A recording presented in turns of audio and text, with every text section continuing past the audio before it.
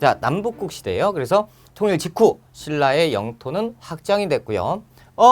영토 뺏겼잖아요. 그거는 이제 삼국 기준으로 봤을 때 영토를 뺏긴 거고 고구려의 영토를 뺏긴 거죠. 그런데 이제 신라 입장에서 보면 조만한 신라가 이제 고구려 그 위까지 올라갔으니까 영토 확장된 거. 지금부터는 이제 신라의 기준으로 공부를 하는 거예요. 그래서 인구도 늘어났죠. 그러면서 이제 삼국 시대보다는 전쟁이 덜하니까 정치적으로 안정화된 시대를 신라, 통일 신라라고 부른다라는 거죠. 자, 신라 중대로 가는데요. 자, 이제 무열왕이 등장을 합니다. 무열왕이 신라 중대왕이고 최초 진골 출신의 왕이라고 부르는데요. 이건 무슨 얘기냐? 자, 여기에서 보시면 김춘추의 아버지는 김용춘이라는 사람이고 김용춘의 아버지는 진지왕이에요. 신라 상대 삼국시대 때 진지왕이라는 왕이 있었는데 화백회의에서 진지왕의 정치가 음란하다라는 이유를 가지고 폐위를 시켜버립니다. 폐위를 시켜버리면서 넌 잘못했으니까 진골로 돼야 돼 라는 일종의 형벌이죠. 진골로 강등을 시켜버려요.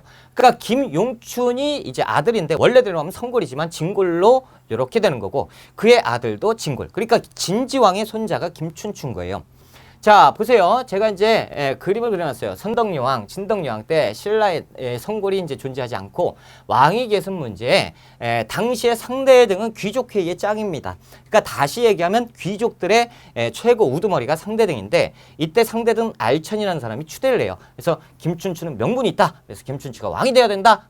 김유신이 그럼 당연히 춘추공만한 사람이 없다라고 하면서 밀어주는 거죠. 그래서 왕이 되는 것이 김춘추입니다. 그럼 여기에서 문제. 자, 성골, 진골. 이제 성골의 시대는 끝이 났죠? 그래서 이때를 신라 상대라고 얘기하고 이때부터를 신라 중대라고 얘기하는 거지. 통일을 했다라고 해서 통일 기점을 하는 것이 아니다라는 거예요. 그래서 상대, 중대는 혈통에 대해서 그래서 성골 혈통이 왕이 된 시대를 상대, 진골 혈통이 왕이 된 시대를 중대라고 합니다. 그러니까 이 무열왕 있죠? 무열왕이 이제 태종 무열왕인데 김춘추가 백제를 멸망시켰고요. 그리고 무열왕의 아들 문무왕이 있어요. 자, 문무왕이 고구려를 멸망시키면서 나당 전쟁을 승리로 이끌고 삼국을 통일합니다. 그래서 문무왕의 업적은 삼국 통일이고 문무왕의 아들이 그 유명한 신문왕인 거예요. 그러니까 신문왕은 김춘추의 손자가 되는 거죠. 자, 됐습니다. 이제 무열왕, 그래서 이제 중대의 시대가 열렸구나라는 거죠. 그래서 최초 진골 출신의 왕이고 당시는 삼국시대입니다. 그리고 집사부, 시중의 기능을 강화시켰다라는 건데 집사부는 뭐냐, 시중은 뭐냐. 자, 왕이 있고요. 왕의 비서 역할을 했던 비서기관이 있습니다. 그것이 집사부고 집사부의 장관이 시중입니다. 자, 이 시중, 그러니까 이제 비서죠. 비서장, 비서실장인데 왕의 권한이 클 때 집사부의 권한은 왕을 따라가겠죠. 자, 귀족이 있어요. 귀족들의 회의 화백회의고요. 거기에 수장은 상대등입니다. 왕권이 강하면 당연히 상대등은 약할 수밖에 없어요. 진골 귀족의 세력이 약하고 왕권이 강하니까 신권이 약화되는 거죠. 거꾸로 왕권이 약화되면 집사부 시중의 권한도 약화되고 얘들의 권한은 강해지는 거죠. 자, 그렇다면 이 육두품이라는 사람들이 있는데 얘들은 뭐냐라는 거예요. 육두품은 진골 다음 귀족이에요. 그래서 성골, 진골, 육두품이 있는데 이 성골, 진골, 육두품까지를 귀족으로 봐요. 그리고 오두품 이 밑에는 귀족이라고 보기는 좀 힘들고 그래서 성골이 세상에 없죠. 진골 그 다음에 육두품인데 얘들은 태어나길 육두품으로 태어났기 때문에 일정 부분 6관등 이상의 1관등에서 5관등까지의 이 관직을 차지할 수가 없습니다. 이것은 진골의 독점이에요. 그래서 여기에 중앙의 고관과 지방관, 지방에 있는 장관들도 다 진골이 독점을 해요. 그러니까 육두품은 굉장히 공부를 열심히 하거든요. 근데 그에 반해서 진골은 공부를 좀 등한시합니다. 그 이유는 나중에 말씀을 드릴 거예요. 그래서 이 육두품이 공부를 굉장히 잘해요. 굉장히 학식이 높습니다. 그 육두품은 왕을 도와주기 시작합니다. 신라 중대는 육두품이 왕을 보좌하는 이런 구조로 돼 있다라는 거죠. 자, 이제 그 다음 왕이 이제 문무왕입니다. 문무왕은 뭐만 기억하시면 돼요? 삼국 통일을 했다. 그리고 또 하나 신문왕의 아버지다라는 것도 알아두시면 좋아요. 자, 왕권 강화인데요. 신문왕은 우리가 이제 그 신라 있죠? 신라의 역사 전체적으로 봤을 때 왕권이 제일 강했던 왕 신문왕이다라고 기억을 하시면 돼요. 그래서 빨간색으로 별표로 5만 개를 쳐놓으세요. 무조건 시험 문제 나옵니다. 신라 나오면 신문왕, 신라 중대. 자, 왕권을 강화한다라는 거죠. 왕권의 전제화를 이룩한 왕이 신문왕인데 일단 첫 번째로 김음돌이라는 사람이 있어요. 이 김음돌은 누구냐면 신문왕의 장인이에요. 근데 신문왕이 왕이 딱 즉위한 그 해에 반란을 도모합니다. 그래서 김음돌이 사위를 제끼고 자신이 왕이 되려고 했었어. 그러니까 이런 문제가 생기니까요. 완전히 왕권이 추락하겠죠. 신하들이 왕이 지방 관리도 못해가지고 이렇게 될 거 아니야. 그러니까 신문왕은 결단을 내립니다. 이제 장인 아니다. 김음돌 이놈을 잡아와라. 이렇게 되는 거죠. 그래서 김음돌 모욕 사건, 이 역모를 제거를 하고요. 김음돌을 따랐던 많은 신하들을 싹 다 죽여버립니다. 그래서 피로써 왕권을 다지게 되는 왕이 신문왕이에요. 자, 보세요. 아버지를 죽였잖아요. 아버지 장인도 아버지예요. 아버지를 죽이고 그 다음에 권력을 잡았으니 누가 신하들이 반박을 하면 왕의 아버지도 죽인 사람인데 못 죽이겠어요? 그러니까 엄청나게 강력한 힘을 갖게 됩니다. 그리고 김음돌을 따랐던 이런 신하들, 권신들을 싹 다 제거하고 왕권이 강해지게 되는 거예요. 그래서 관료전을 지급하고요. 노급을 폐지하게 됩니다. 자, 그리고 만파식적 설화가 있는데 일단 만파식적 설화에 대해서 좀 공부를 할 필요가 있어요. 자, 신문왕이 하루는 잠을 잤어요. 잠을 잤는데 막 지금 시끄러워. 세상이 시끄럽고 있을 때 잠을 잤어요. 근데 용 한 마리가 꿈에 딱 나타나는 거죠. 그래서 용이 여의주를 물고 딱 나타나서 얘기를 합니다. 나는 용인데 당신의 아버지가 죽어서 바다에 용이 됐습니다. 해룡이 됐다. 그래서 문무왕은 죽기 전에 유언을 남겨요. 뭐라고 남기냐면 내가 죽거든 동해안에 묻어라. 라는 거죠. 그때 당시에 외구의 침략이 굉장히 많았어요. 그래서 내가 죽어서도 신이 돼서 바다의 용이 돼서 외적을 막겠다. 그래서 문무왕 릉 하면 바다가 사진으로 등장을 합니다. 그 이유가 뭐냐면 이 바다 밑에다가 문무왕을 화장해서 안장을 시켰다라는 거죠. 그래서 문무왕은 바다예요. 아무튼 죽어서 바다의 용이 됐고, 그리고 김유신은 죽어서 하늘의 신이 됐습니다. 이 두 분들이 이 아들이 불쌍해서 도저히 눈 뜨고 못 보겠다 그래서 저한테 보물을 하나 맡겼어요. 그래서 전달하러 왔습니다. 라고 얘기를 해요. 그 보물이 뭐냐면 필이에요. 시끄러울 때, 나라가 시끄러울 때 피리를 부세요. 그러면 화평해질 겁니다. 라는 얘기를 하죠. 그때 잠에서 딱 깬 신문왕이 이걸 만들어야겠다. 그래서 피리를 만드니 그것이 만파식적입니다. 여기에서 이 사료가 제시가 되고요. 뭐라고 시험 문제 나오냐면 여기를 가라고 나오고 여기를 나라고 나옵니다. 그러니까 왕의 아버지하고 가는 이런 말씀을 하셨다라는 거죠. 그리고 문무왕, 신문왕의 아버지 문무왕 문무왕은 죽어서 해룡이 바다의 용이 되셨고 혹은 가는 죽어서 하늘의 신이 됐습니다. 이렇게. 그래서 문무왕 혹은 김유신 문제를 낼 때 이런 식으로도 나오니까 체크를 해두시고요. 자, 일단 토지제도에 대해서 공부를 한번 해보자라는 거죠. 여러분, 토지제도가 있고 수치제도가 있어요. 뭔 제도가 두 가지 경제편에서 나오는데 토지제도는 공무원에게 월급을 주는 제도입니다. 그리고 수치제도는 걷는 거잖아. 백성들에게 세금을 걷는 제도입니다. 틀린 거니까 꼭 기억을 해두세요. 그래서 토지제도예요. 토지제도, 월급을 주는 거예요. 자, 그렇다면 월급이 세 종류가 있어요. 시급, 노급, 관료전이 있는데 신문왕은 노급을 배제하고 관료전을 지급합니다. 이게 어떤 내용인지 볼게요. 일단 시급과 노급을 볼게요. 자, 시급, 노급인데 이때 당시엔 돈이 있는 게 아니잖아요. 그래서 땅을 줍니다. 그래서 관리에게 너 이만큼 일했으니까 이 정도는 받아야 돼. 그래서 관리에게 토지 얼마를 줘요. 그래서 땅 요만큼을 주는데 이 땅의 소유권을 주는 게 아니고 수조권, 다시 얘기해서 조세를 수취할 수 있는 권리, 줄여서 수조권이라 불러요. 수조권을 지급하는 겁니다. 이게 뭐냐면 1, 2, 3, 4, 5 다섯 가구가 살고 있는 집에 시급이나 노급을 줬다라는 거죠.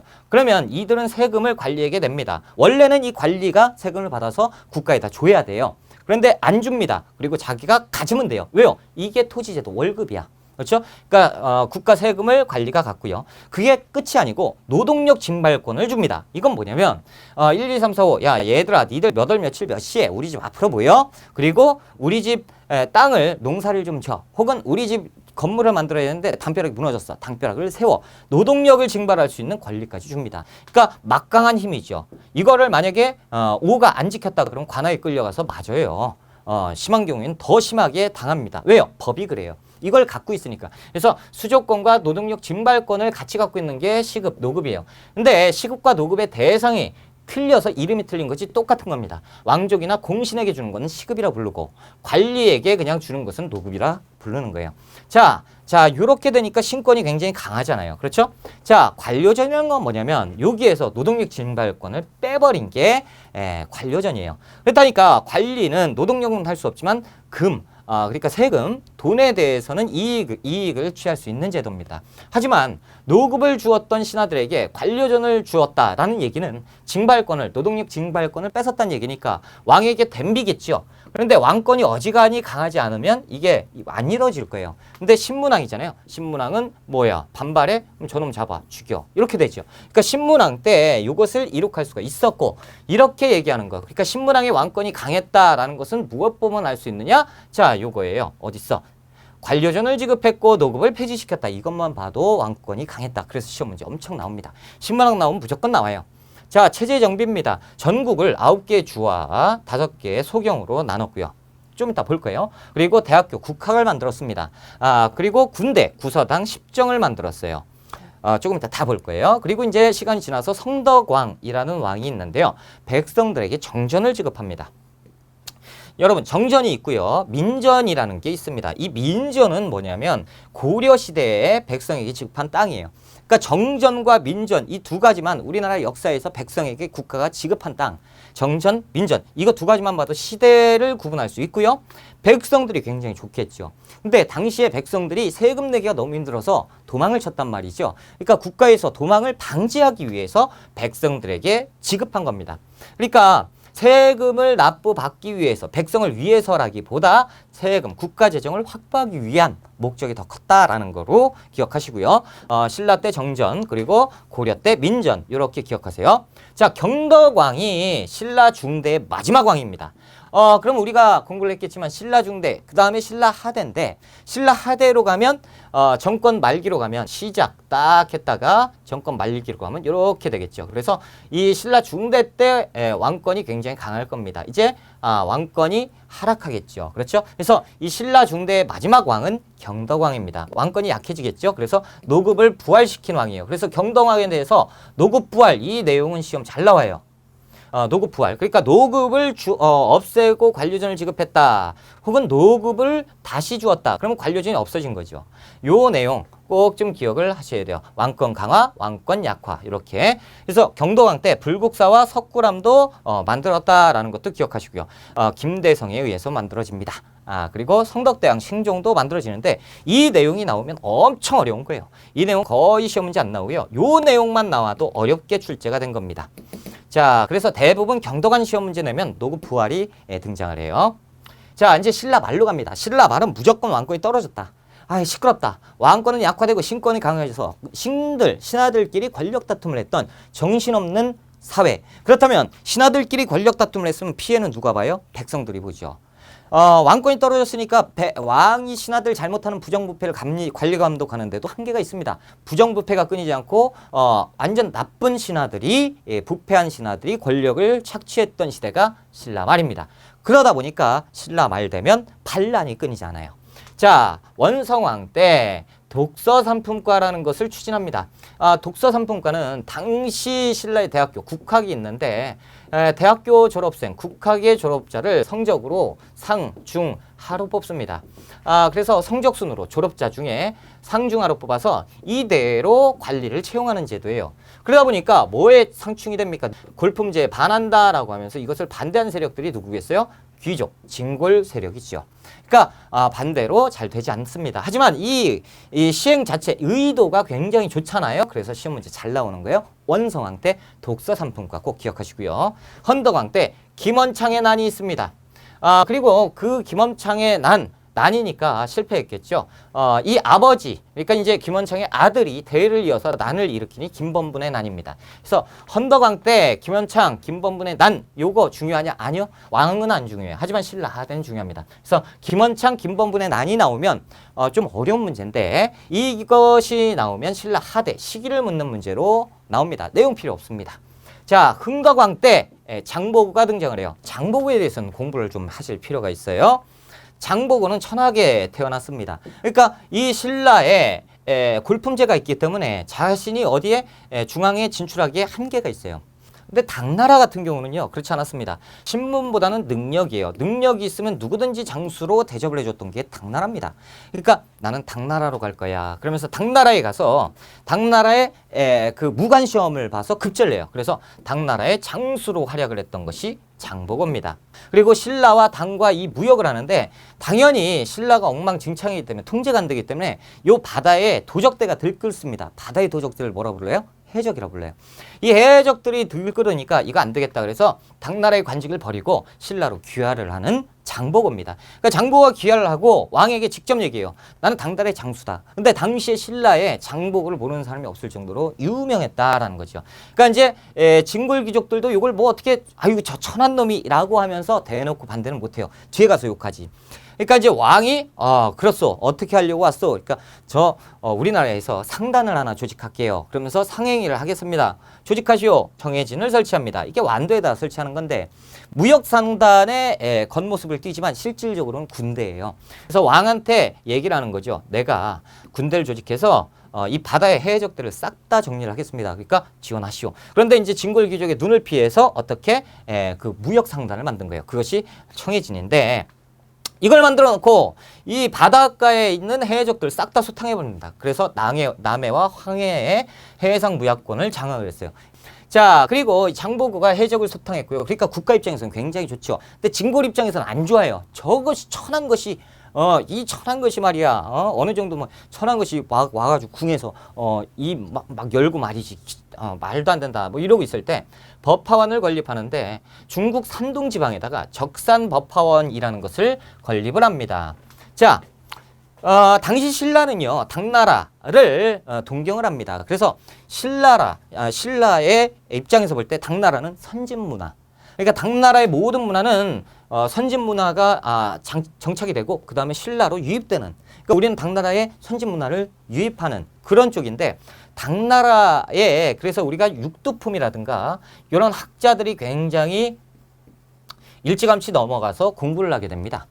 선진 문화에 연구를 하게 되고 그때 같이 넘어간 게 승려예요. 그래서 유학 승려들이 생기는데 일본에도 같이 넘어갑니다. 일본도 이렇게 넘어가서 당나라에서 이렇게 공부를 하고 있는데 당시에 당나라 황제가 바뀌어요. 당무종이라는 황제가 바뀌는데 이 무종이 등장을 하면서 이 불교를 억제하는 억불 정책을 추진합니다. 그러면서 이 승려들 싹 다 잡아서 족쳐 이런 일들이 벌어져요. 그때 이제 엔린이라는 승려가 있었어요. 일본 승려인데 이 엔린을 이 법화원 이게 이제 그 우리가 신라방, 신라원, 신라촌 요런 거 그래서 신라원의 대표적인데 신라 사람들의 사원입니다. 그것을 만든 것이 장보고예요.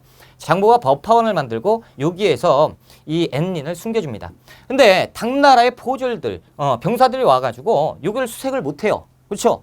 정관 예우도 있고, 지금 신라 사람이지만 예전에 당나라의 내 선배인데, 그렇죠? 그래서 여기를 수색을 못해요. 근데 이제 상황을 딱 보다 억불 정책이 이쪽에서 조금 등한시될 때 싹 해서 일본 승려 앵리를 귀국시킵니다. 일본 승려 앵린이 여기에 도착해서 고맙다라고 하면서 장보고에게 편지를 보냈는데요. 이 편지의 내용은 대사 덕분에 내가 여기에서 돌아와서 일본 큰 스님이 되었습니다. 그래서 이 편지의 내용이 시험 문제 가끔 나와요. 그럼 이 시험 문제 가끔 나오면 이 앵린 얘기 나왔을 때 누구 얘기하는 거예요? 장보고 얘기하는 겁니다. 자, 이제 장보고 그래서 적산법화원에서 앵린도 도와줬고요. 반란을 일으키는데요. 딸을 왕비로 삼으려다 실패합니다. 왕이요. 장보고에게 대사께서 나를 도와주시오라고 얘기하죠. 장보고도 이제 힘이 어느 정도 이 정도 봤으면 힘이 강하다라는 것을 알 수 있을 거잖아요. 그렇죠? 자, 진골 귀족이 계속 왕권을 누르고 견제할 때 도와달라고 해요. 근데 나는 어느 정도 한계가 있다.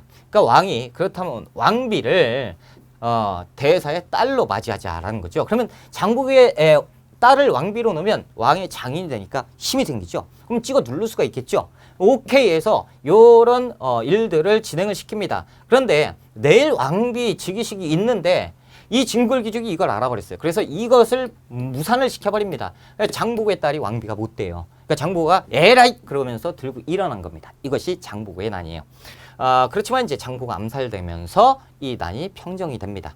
자, 흥덕왕 때 얼마나 진골들이 사치가 심했는지 왕이 직접 사치를 금해라라는 명령을 내릴 정도였다라는 거죠. 그래서 금입택의 생활을 했었다라는 거죠. 금을 입힌 택지라는 뜻인데 여러분 보세요. 실제로 금으로 주택을 만들면 하루를 못 갈 거예요. 그렇죠? 잠자고 일어나면 담벼락이고 뭐건 싹 다 없어질 거예요. 금. 그러니까 실질적으로 금을 입힌 택지가 아니고 멀리서 봤을 때 굉장히 반짝반짝했다라는 거예요. 금을 입힌 주택처럼. 그러니까 얼마나 귀족들 그 당시에 저 집만 봐도 누구의 집인지 알았다니까. 그러니까 이런 생활을 했었어요. 그러니까 사치 금한다라는 명령을 할 일 없어서 내린 게 아니고 심했기 때문에 내린 겁니다. 그리고 진성여왕은 별표 5만 개입니다. 무조건 원종과 애노의 난이 시험 문제 나오고요. 상주, 사벌주 이런 얘기가 나오는데 그렇다면 원종과 애노가 나오면 신라 말로 풀어라라는 문제가 출제가 됩니다.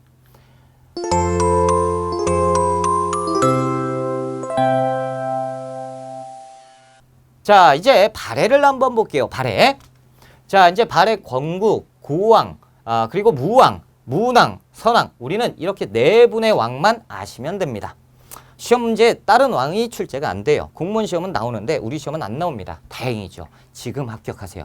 자, 고왕은 대주영을 얘기하는데요. 대주영이 동모산에서 건국합니다. 그래서 연호를 천통이라고 하고 이때를 남북국의 역사가 시작되었다라는 표현을 쓰는데요. 한번 볼게요. 신라가 멸망하고요. 이 곳에는 당나라가 존재를 할 건데 이 당나라 입장에서 보면 당나라의 수도가 여기잖아요. 그러니까 당나라 입장에서 볼 때 여기는 완전히 변방 중에 최변방이야. 그러니까 여기에 그 고구려 사람들이 멸망을 당하고 당나라 엄청 짜증났겠죠. 그러니까 당나라 사람들을 낮에는 공격 못하죠. 낮에는 나라를 잃었기 때문에. 그런데 이제 밤만 되면 당나라 사람들 막 죽여버리고 막 이런 일이 벌어져요. 결국에 당나라가 에이 나 여기 못 살겠어. 그러면서 그 주인 없는 땅이 돼버리고 당나라는 여기로 가버립니다. 관할을 못하게 돼요. 그러니까 여기에 살고 있는 여러 민족들이 다툼이 시작됐는데 거기에서 그 우위를 점했던 사람이 고구려 출신 장수 대조영입니다. 이 대조영이 힘을 규합해서 이 발해 동모산이라는 곳에서 진이라는 나라를 세웁니다. 그러니까 이 진이라는 나라는 당나라가 좋아할까요? 안 좋아해요. 왜? 아니 누가 세웠어요? 고구려 유민 대조영. 그러니까 제2의 고구려가 세워졌는데 당연히 고구려는 어떻게 당나라를 공격을 할 거고 신라를 공격할 거예요. 나당 연합군이 고구려를 없앴으니까 복수를 할 거 아닙니까? 그러니까 당나라 계속 공격하고 신라가 못 만들게 계속 공격을 했는데도 불구하고 나라를 만든 진입니다. 조금 이따 이름을 진 말고 발해로 하자라고 대조영이 자기가 진이라고 만들고 발해라고 이름을 고치는 겁니다. 그래서 이 나라가 생겼으니 이것이 발해. 그래서 후대 신하들이 고왕은 대단하다라고 해서 대조영은 대단하다 그래서 고왕이라고 이름을 붙였습니다. 자, 이렇게 대조영이 건국을 하고요. 연호는 천톤을 사용하고 이제 세상을 뜨게 되는 거예요. 자, 어떻게 구성이 됐느냐? 고왕 때 고구려 유민이 지배계층입니다. 그런데 이 고구려 유민은 작은 수예요. 그리고 다수의 말갈족을 지배를 했던 이런 시스템입니다. 그래서 소수의 고구려 유민이 다수의 말갈족을 지배했던 나라가 발해입니다. 자, 고구려를 계승했다라는 얘기를 씁니다. 대조영은 우리는 진 혹은 발해, 국이 아니고 고구려다 라는 표현을 쓰는데요. 당시에 고구려가 아니고 고려라는 표현을 씁니다. 그래서 고려와 구분하기 위해서 고구려. 예전에 고구려라는 이름은 여러 가지 이름이 있었어요. 고려, 구려 뭐 이렇게 썼습니다. 이게 고구려였어요. 그래서 고구려를 계승했다라는 표현이 어디에 나오냐면 일본에 국서를 보내는데 일본에 나라를 외교문서를 보내요. 그럼 나라를 만들었으니까 외교문서를 보내는데 이 외교문서는 뭐라고 써야겠어요? 자, 나라를 정했습니다. 그러니까 니들이 와서 사신 보내서 우리나라를 건국을 축하해줘라 라고 하면서 직인을 찍어야 되는데 그러면 여기에 발해국왕이라고 찍어야 되잖아. 그런데 고려국왕이라고 찍었습니다. 그럼 무슨 얘기예요? 이건 발해라고 쓰지만 우리는 고구려를 계승한 나라다라는 것을 외교문서에다가 썼으니까 우리는 고구려 계승한 민족, 그러니까 우리 역사다라는 것이죠. 문화의 유사성도 있습니다. 자, 온돌이 굉장히 중요한 거예요. 당시에 발해라는 나라에 사람들이 살았을 거 아닙니까? 그렇죠? 그 사람들이 살았었던 집터가 남아 있는데 집터에 온돌이라는 장치를 만든 것이 발견이 됐어요. 전 세계 어느 나라도 세계사적으로 봤을 때 당시에 동시대에 온돌을 썼던 나라는 우리 민족밖에 없습니다. 그러니까 온돌이라는 장치가 있었다는 것은 고구려 후예라는 얘기죠. 자, 그리고 기왓장도 여러분들한테 발해의 기왓장과 고구려의 기왓장을 싹 다 주면 구분을 못합니다. 똑같아요. 불상도 거의 비슷합니다. 그리고 굴식돌방 무덤이라는 무덤의 형태도 고구려 전통 무덤이죠. 이런 것들을 발해의 왕의 딸 공주가 죽었을 때도 이 무덤 양식을 썼다는 것 자체가 우리는 고구려 문화다라는 거죠. 자, 그 다음에 고왕 다음에 이제 무왕이 등장을 하는데요. 이름하야 무왕입니다. 어이구. 그렇지. 자, 무왕 그리고 문왕이에요. 생각을 해보세요. 고왕. 아버지가 고왕이 나라를 만들었습니다. 나라를 만들고 나서 제일 문제가 뭘까요? 외세 침략이에요. 계속 못 만들기 막 하잖아요. 그러다가 나라를 만들고 위치를 잡고 세상을 떴습니다. 그 다음 왕, 고왕의 아들 무예가 이 정권을 물려받고 이제 우리 발해라고 했을 때도 아직 국경이 탄탄하지 못합니다. 그러니까 외침이 예전만큼은 아니지만 심했어요. 특히나 당나라 애들이 야, 한번 대를 이어서 이렇게 갔다는 거는 아직까지는 얘들 없애버릴 수도 있다라고 해서 공격이 심했단 말이죠. 견제가 심했어요. 그러니까 이제 무왕 때는 웬만하면 국경 설정을 하는 것이 목표입니다. 그래서 웬만하면 다 적대 관계로 이루어져요.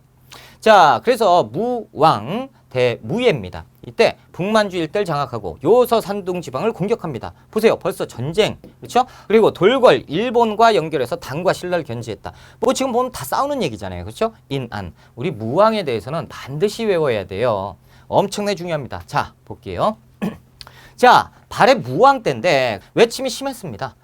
이쪽에도 있고. 우리가 분명히 말갈족이라고 했는데요.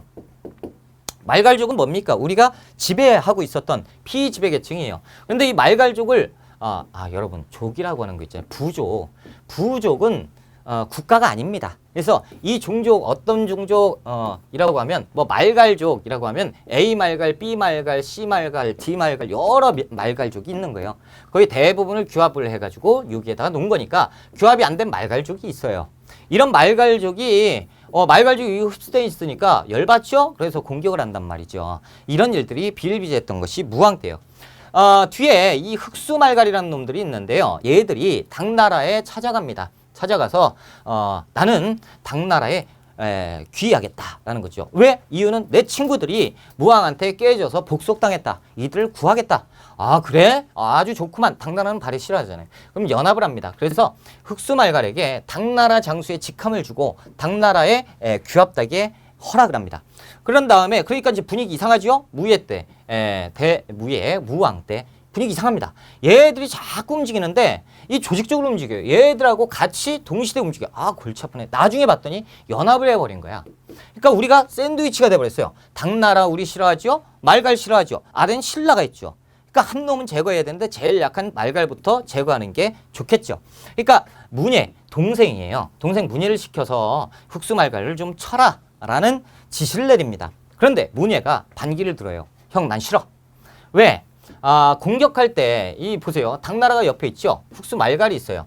자, 우리가 발해인데, 발해가 이쪽으로 군사력을 움직이면 얘들이 여기를 칠 것이다. 그럼 여기를 어떻게 방비를 할 거냐. 그러니까 균형이 필요하다. 조금. 대전쟁은 막는 것이 좋다라고 얘기를 해요. 그랬더니 무왕이 말도 안 되는 소리. 야, 너 지금 짜증나게 왜 그래? 신하들이 다 보고 있잖아. 왕권의 위대함을 보여주려면 동생 네가 앞장서서 이 전쟁을 성공을 시키면 되는 거 아니야? 그래서 보내요. 근데 군사가 움직일 때 되니까 당나라도 여지없이 움직입니다. 그러니까 문예가 다시 한번 형 분위기 봐, 안 되잖아. 이것이 진짜 안 되겠네. 야, 왕끝 네 동생까지 말을 안 들으면 신하들이 말을 듣겠어? 형, 나 도저히 안 돼. 나 안 할 거야. 아쭈, 이거 봐라. 안 되겠네. 신하들이 다 보면서 뭔 짓이야 이거. 어떻게 하자는 거야. 안 되겠다. 이걸 발 쳐야겠다. 그러면서 영모죄를 씌워버립니다. 문예는 선택의 기로에 놓이다가 이런 선택을 합니다.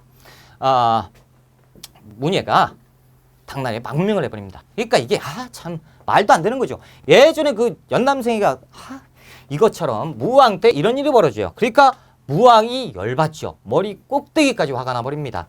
자, 문예 무왕이 얘기합니다. 당나라에 외교문서를 보내요. 문예 내놔라. 이거 영모죄 중범죄자 우리가 처벌해야 된다라고 얘기하니까 당나라에서 고민에 빠집니다. 자, 이 요구를 들어주게 되면 외교문서를 인정하게 되는 거니까 나라를 인정하게 되는 거예요. 근데 이 요구를 들어주지 않게 되면 대국이 소국의 얘기를 안 들어주니까 또 전 세계에 문제가 돼요. 이거 어떻게 해야지? 라고 하다가 이게 있었구나 그러면서 대문예 있죠? 동생을 당나라 법으로 처벌을 했다. 그러니까 화내지 마 라고 통보를 합니다. 아 이거 참 얘들 한술 더 뜨네. 가만히 있어봐. 이걸 어떡하지? 한번 찾아보자. 그리고 문예에 대해서 한번 봤더니요. 어느 지역의 장관으로 활동을 하고 있더라라는 거죠. 이건 화가 머리 끝까지 났고 얘들이 우리를 지금 깔본 거다라고 하면서 문예 문유야 일로 와라 라고 얘기하는 거죠. 이름하여 장문휴 장군을 보냅니다. 그래서 요서와 산둥을 동시에 공격하게 돼요. 이 이유 때문에 공격을 하게 되는 거죠. 그런데 이 산둥 지역이 쉽게 넘어갑니다. 당시에 산둥 지역의 장관이 고구려 사람이었어요. 그러니까 문을 열어줘 버렸어. 그러니까 쉽게 장악을 해버렸습니다. 그러니까 당나라가 손을 들어버리는 거죠. 그렇죠? 그래서 장문유의 수군을 이용해서 요서 산둥을 공격을 했다. 엄청나게 중요하죠. 시험 문제 잘 나옵니다. 사료도 잘 나오고요. 자, 그래서 요서 산둥 지방을 공격을 했습니다. 체크. 무조건 무왕이에요. 그래서 연호도 인안이라는 걸 썼고요. 자, 문왕 때. 자, 보세요. 문왕이죠? 이제 싸움 끝난 것 같아요? 맞아요. 끝났어요. 거의 끝났습니다. 이제 아버지가 싸움으로 해가지고 주변국을 다 깼고요. 무왕 때도 당나라를 쳤으니까 이것이 이제 전 세계에 퍼지게 되는 거죠. 그래서 발해는 그 자체로 인정 이렇게 돼버리니까 이제 전쟁이 안 나요. 이제 흠무 대무의 아들 흠무가 왕이 됐으니 3대왕 문왕입니다. 자, 이 문왕은 이제 체제 정비에 힘씁니다. 그래서 웬만하면 이때는 적대 관계였어요. 근데 웬만하면 이때는 다 친선 관계라고 보시면 됩니다. 이쪽은 대외적으로 탄탄하게 만들려고 했다면 대내적으로 신경을 썼던 것이 문왕 때예요. 그래서 당과의 친선 관계, 삼성육부라는 제도를 들여왔고요. 주자감이라는 대학교도 만들었고요. 중경에서 상경으로 천도했다라는 거예요. 보세요. 자, 우리 이제 오경이 있어요. 발해 수도는 5개입니다. 그래서 오경이라고 하는데, 자, 남경, 서경, 동경, 상경, 중경이 있는데요. 여기 있죠. 자, 보세요. 중경이 가장 가운데 있었으니까 가운데 중자를 썼을 거 아닙니까? 그렇죠? 그런데 상경으로 수도를 옮겼다는 건 중경이었을 때 가운데가 아니고 이제 영토가 넓어져서 상경이어야 발의 한 가운데가 된다라는 거죠. 다시 얘기하면 뭡니까? 상경으로 옮겼다는 것 자체가 영토를 확장했다는 얘기 되는 거예요. 그래서 문왕도 영토를 확장시켰다라는 거죠. 그래서 중경에서 상경 굉장히 중요해요. 상경으로 천도한 거 체크. 연호도 썼어요. 대흥. 그리고 신라와도 관계가 좋았습니다. 그래서 신라와 여기저기 다녔었던 신라길 여기다 상경에서 남경으로 남경에서 신라로 혹은 서경을 거치는 경우도 있었고요. 그냥 가는 경우도 있었습니다. 자, 상경에서 동경으로 거쳐가지고 동경은 일본으로 갔어요. 일본도도 있고요. 이거 길도자 쓰는 거예요. 그리고 상경에서 중국으로 가는 중국도도 존재하고 있었다라는 거죠. 경우에 따라서 서경 들렸다가 가는 길도 있었다라는 거예요. 그래서 이것이 지금 뭡니까? 체제 정비 그리고 외교 관계에도 탁월한 수월을 보였던 것이 문왕이었다라고 기억하시면 됩니다. 자, 그리고 쭉 내려가다 이제 발해 10대 왕 선왕 때인데요. 발해 전성기입니다. 발해 전성기 대부분 말갈죽을 복속시키는데요. 그때 남아있었던 흑수말갈 이런 것도 다 규합되는 것이 선왕 때예요. 요동도 진출을 했고요. 연호도 씁니다. 건흥, 오경 15부 62주. 그래서 해동성국이라는 칭호를 들었으니 해동성국 말 그대로 동쪽에 바다를 낀 성대한 나라가 있었으니 그것이 발해다라는 얘기죠. 그래서 이제 우리가 이 시험 문제가 이렇게 나옵니다. 아까 이 무왕 때 자료를 싹 해서 글자로 막 내요. 그래서 여기에 보면 장문휴, 그러니까 요서, 산둥 여기 공격했고 수군 나오고 이런 얘기가 나오면 언제죠? 무왕이에요. 근데 다음과 같은 왕이 제위하고 있었을 때 있었던 일이 아닌 것은 하면서 요 4개를 같이 내버려요. 그러면 우리가 4개 중에 하나를 뽑는 거죠. 아니면 무왕 때, 이 왕 때 있었던 일은 이런 거. 그러면 요걸 뽑아야 돼요. 그렇죠? 그래서 요 내용 이렇게 시험 문제가 나온다라는 거죠. 한 문제 꼭 나옵니다. 체크해 두시고요. 그리고 앞자 따서 연호, 천, 어딨어? 인, 여기, 대, 건이라고 외우세요. 그래서 천인대건. 제가 분명히 말씀드렸잖아요. 이 고왕, 무왕, 문왕, 선왕 요 순서만 아시면 돼요. 자, 고왕 나라 만들었죠? 그리고 뭐 해야 돼요? 국경 설정 아직 덜 했잖아요. 그래서 국경 설정, 무왕 싸워야 되잖아. 싸웠어요. 그 다음에 체제 정비해야죠. 문왕, 그 다음에 전성기를 맞이하게 되죠. 다 외웠다라는 거죠. 자, 멸망인데 권력 투쟁으로 국력이 쇠퇴합니다. 그때 윗동네에 살고 있었던 거란족이 쳐들어와요. 그래서 이 멸망을 하게 됩니다. 자, 신라와의 관계를 보시면 무조건 안 좋았다가 아니고요.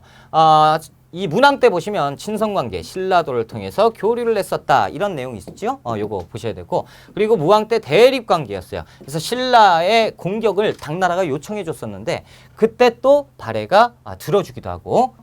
자, 이제 남북국 시대 통치체제 및 사회 변동을 한번 볼게요. 통일신라가 있고요. 발해가 있습니다. 자, 통일신라 집사부 밑에 13부가 있었는데 뭐 그렇게 중요하진 않아요. 사정부 감찰기구가 있었고 대학교도 있었고 지방에 구주 오소경입니다. 자, 보세요. 9개 주죠. 한주, 삭주, 명주, 공주 이렇게 해서 9개의 주가 있어요. 그중에 5개 이렇게 체크되어 있는 게 뭐죠? 이게 그 오소경입니다. 서원경, 중원경, 남원경, 동원경 해가지고 이제 5개의 소경이 있는데 자, 주는 9개로 나눴고요. 소경이 왜 필요하냐면 특별시 5개예요. 자, 한 주에서 반란이 있었어요. 그럼 어디에서? 수도 금성에서 뛰어 올라가야 돼. 너무 멀죠. 올라간다. 그래, 좋다. 진압하러 가는데요. 가는 와중에 무주에서 반란이 있어. 그러면 그런데 명주에서 또 반란 어떻게 할 겁니까? 그래서 수도가 한쪽에 치우쳐져 있으니까 이것이 문제예요. 그래서 이 수도 치우쳐져 있는 걸 보완하기 위해서 특별시 5개를 만들었으니 그것이 오소경입니다. 그래서 이 오소경 중요하니까 잘 체크를 해두세요. 그리고 또 조금 이따 바로 할 건데 구서당 십정이 있어요. 군사, 구서당 중앙군이고 십정은 지방군입니다. 자, 지방의 군대 9개, 한주, 삭주, 주가 9개죠. 구주에 하나에 정식 놨어요.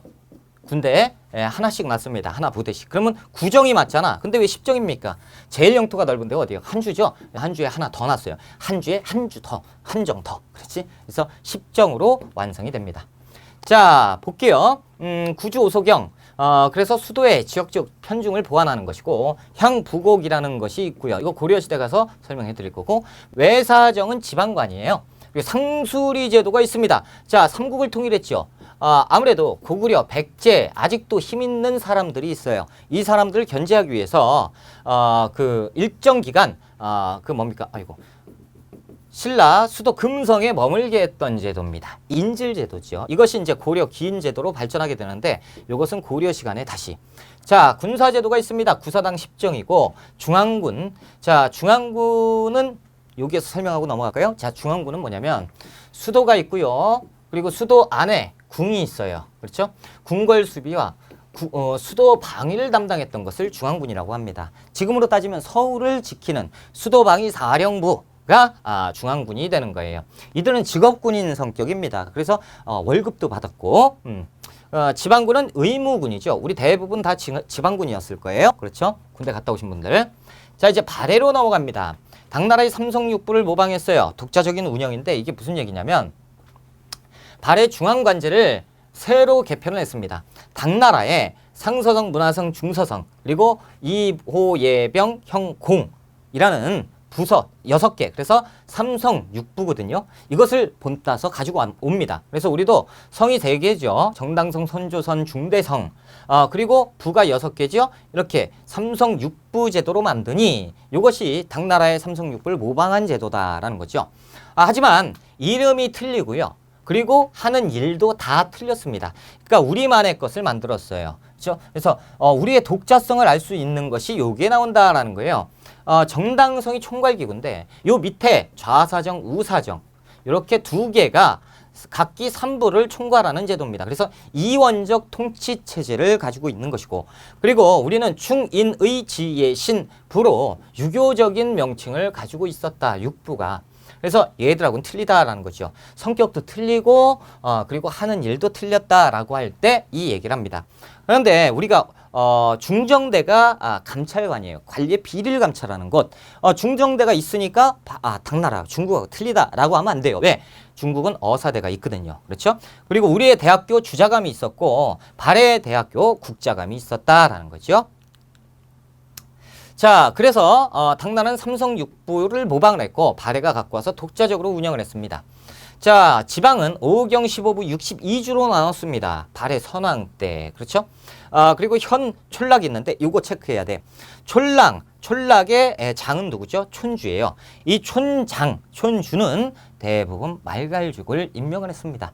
그러니까 말갈족이 요 밑에 하급에 있는 피지배 계층인데 얘들도 잘하면 공무원이 될 수 있구나. 나도 관리가 될 수가 있구나. 라는 희망을 심어줄 수가 있었다라는 거죠. 그래서 반란도 그렇게 심하지 않았던 이유가 여기에 있다. 그리고 발해라는 나라는요. 이 지배하고 있었던 말갈족 있죠? 말갈족의 전통도 인정을 해줬다라는 거예요. 군사는 10위라는 군사제도가 있었습니다. 자, 여기에서 신라 말이 나오는데 시간이 좀 애매하니까 신라 말은 우리가 조금 쉬었다가 갈게요.